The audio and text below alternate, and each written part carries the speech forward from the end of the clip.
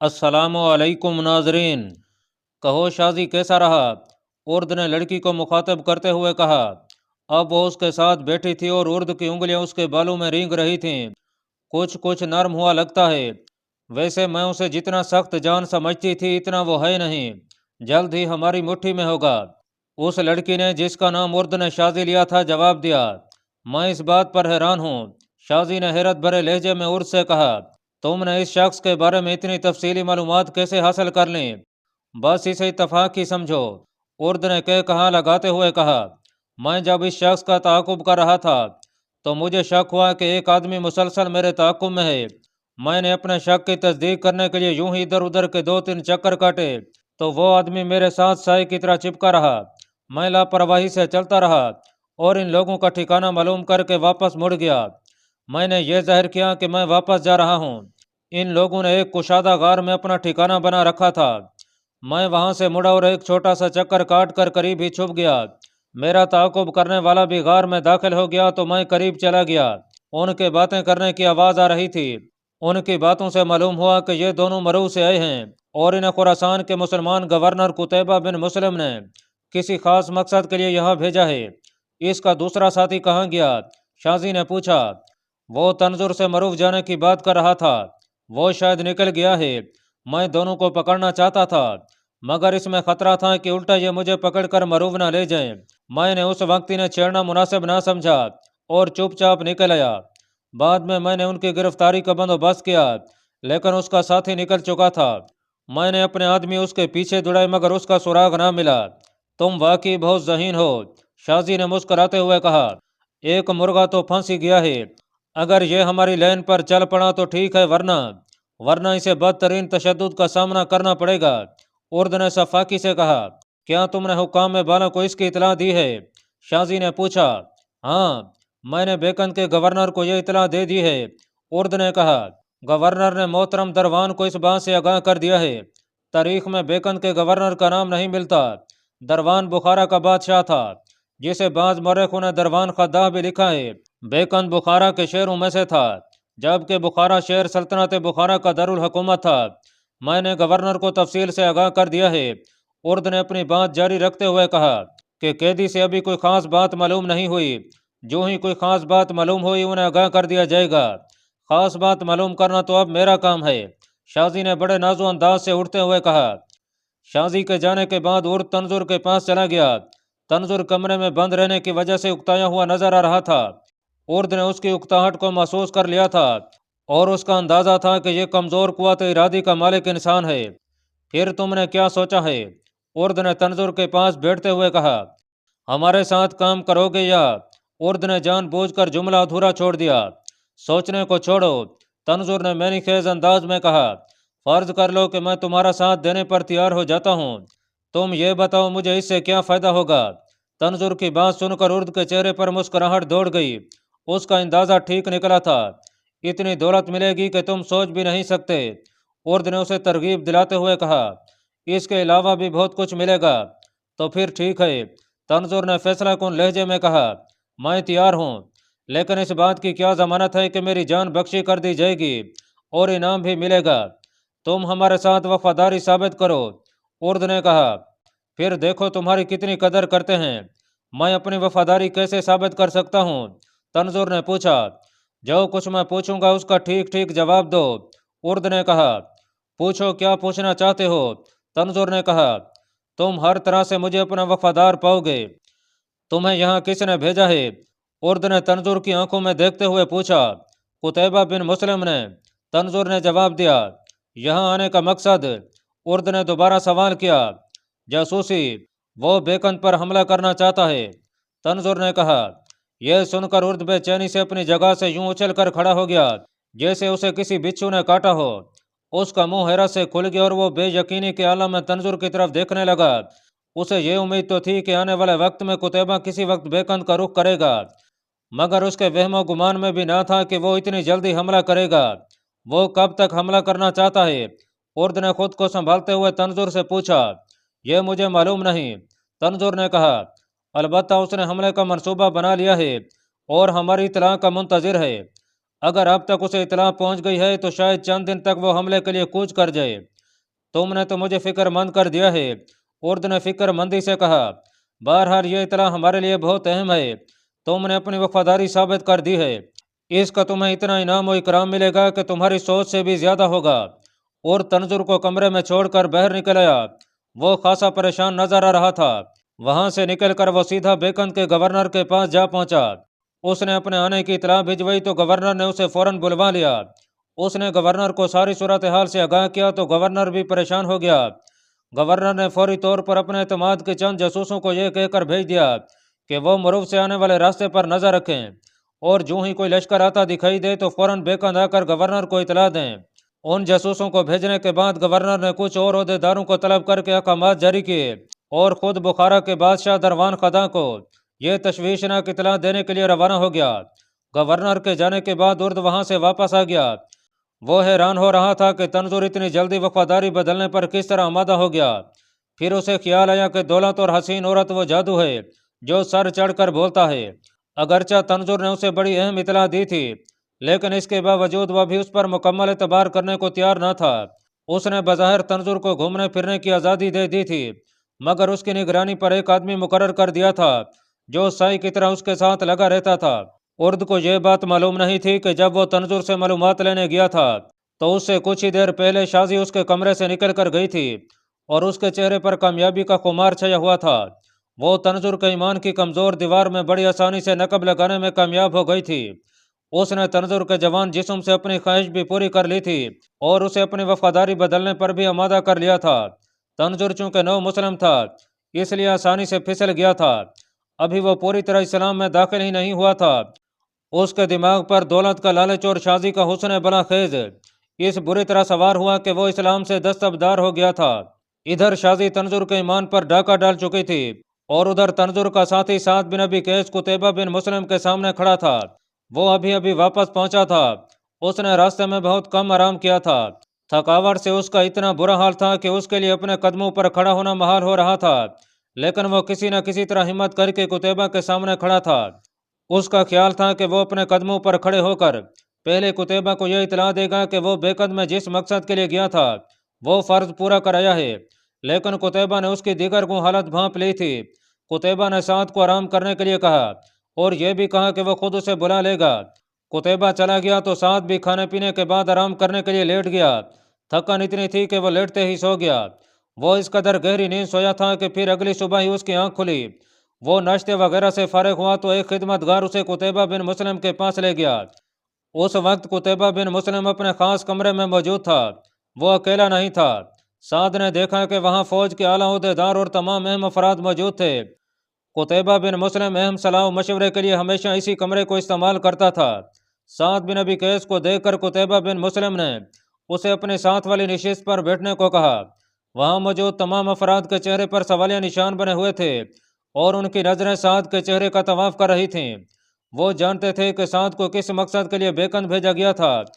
کچھ رسمی قسم کی گفتگو کرنے کے بعد قتیبہ بن مسلم نے سب کو خاموش ہونے کا اشارہ کیا اور پھر اٹھ کھڑا ہوا۔ اب میں اصل موضوع کی طرف آتا ہوں، قتیبہ نے کہنا شروع کیا، جس کے لیے یہ اجلاس بلایا گیا ہے۔ آپ لوگ جانتے ہیں کہ اب پہاڑوں پر برف پگھل چکی ہے۔ وہ موسم آ گیا ہے جس کا گھونسلوں میں بند پرندوں کو انتظار ہوتا ہے۔ برف پگھلنے پر یہ شکاری پرندے اپنے گھونسلوں سے نکلتے ہیں اور شکار کی تلاش کرتے ہیں۔ اب ہمارے لیے بھی لازمی ہوتا جا رہا ہے کہ اپنے مسکن سے نکلیں اور اس طوفان کو اٹھنے سے پہلے ہی دبا دیں جو کبھی بھی شمال سے اٹھ سکتا ہے۔ یہاں قتیبہ کا اشارہ شمال کے ان علاقوں کی طرف تھا جہاں چھوٹی چھوٹی ریاستیں اسلامی سلطنت کے خلاف آئے دن بغاوت کرتی رہتی تھیں۔ وہ بغاوتوں کے اس آگ کو ہمیشہ کے لیے سرد کر دینا چاہتا تھا۔ اس کے علاوہ اس کے سامنے وہ علاقے بھی تھے جو بڑے زرخیز تھے اور اسلامی سلطنت میں شامل نہ تھے۔ یہ علاقے بڑی کشش کے حامل تھے۔ بیکن کا قلعہ بند شہر ہمارا منتظر ہے۔ قتیبہ بن مسلم نے اپنی بات آگے بڑھاتے ہوئے کہا، لیکن یہ ذہن میں رکھیں کہ یہ شہر ہمیں آسانی سے نہیں ملے گا، بڑی سخت مزاحمت کی توقع ہے۔ اب تک ہم نے جتنے معرکے بھی لڑے ہیں یہ ان سب سے مختلف ہوگا۔ میں آپ کو کسی خوش فہمی میں نہیں رکھنا چاہتا، میں آپ کے سامنے حقائق پیش کر رہا ہوں۔ یہ حقائق کچھ تلخ ضرور ہیں مگر انہیں نظر انداز کرنا ہمارے لیے خطرناک ہو سکتا ہے۔ میرے خیال میں آپ لوگ میری بات سمجھ رہے ہوں گے۔ اے میرے باپ کے بیٹے، कुतैबा के खामोश होते ही अब्दुल्ला बिन मुस्लिम जो उसका भाई था खड़ा होकर बोला, क्या इतनी लंबी तमहीद की ज़रूरत है? तुझे जो कहना है लगी लिपटी रखे बगैर कह दे। जहां और जिस तरह हमें आजमाना चाहता है आजमा ले। अल्लाह की कसम तू हमें पीठ दिखाने वालों में से नहीं पाएगा। आफरीन है मेरे भाई तुझ पर।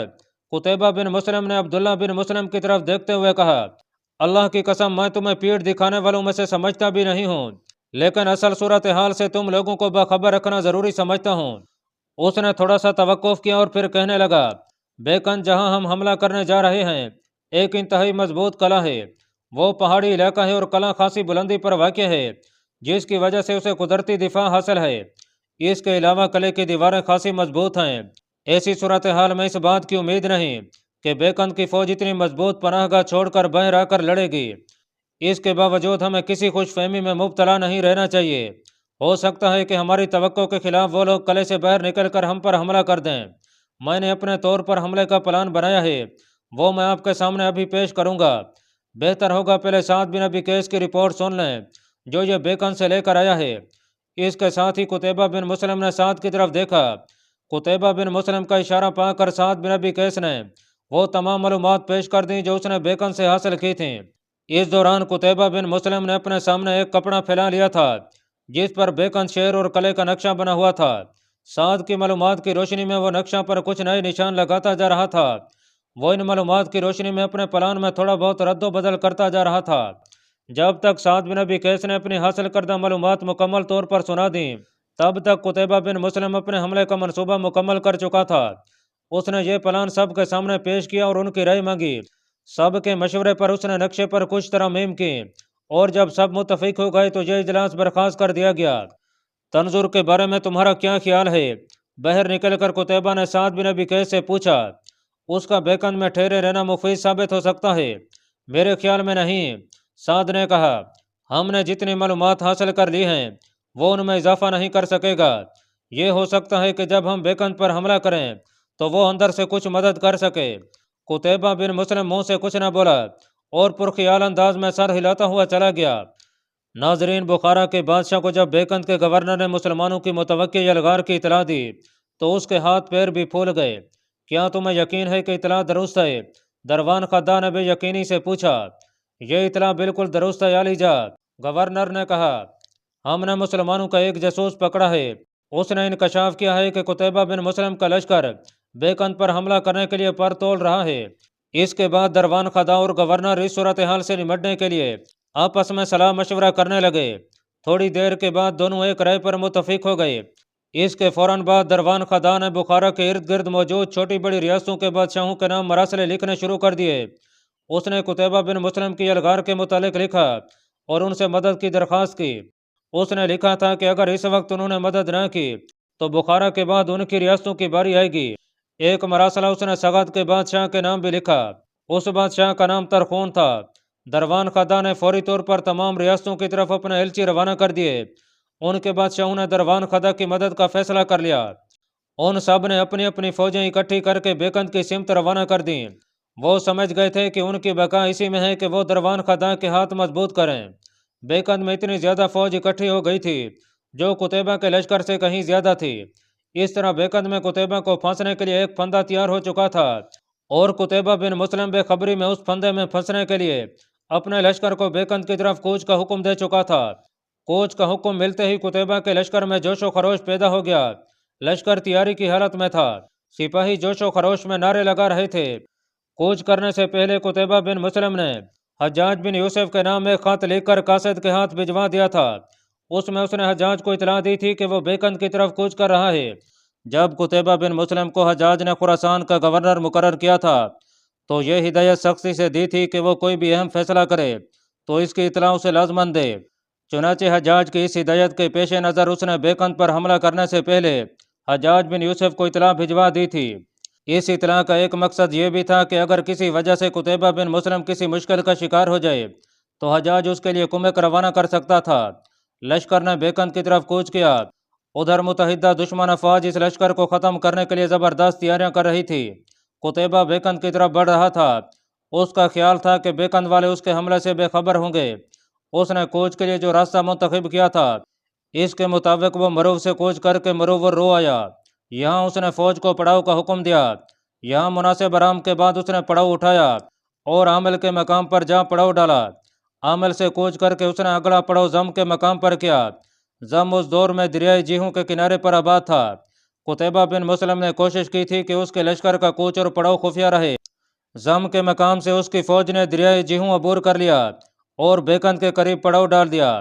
اب یہ بات چھپی نہیں رہ سکتی تھی کہ اس کا لشکر بیکند پر حملہ کرنے کی نیت سے یہاں پڑاؤ ڈالے ہوئے ہے۔ یہاں سے قتیبہ نے اپنے چند جاسوس حالات کا جائزہ لینے کے لیے بیکند کی طرف بھیجے۔ انہوں نے رپورٹ دی کہ بیکند میں حالات معمول کے مطابق ہیں اور کسی قسم کی خاص سرگرمی دکھائی نہیں دے رہی۔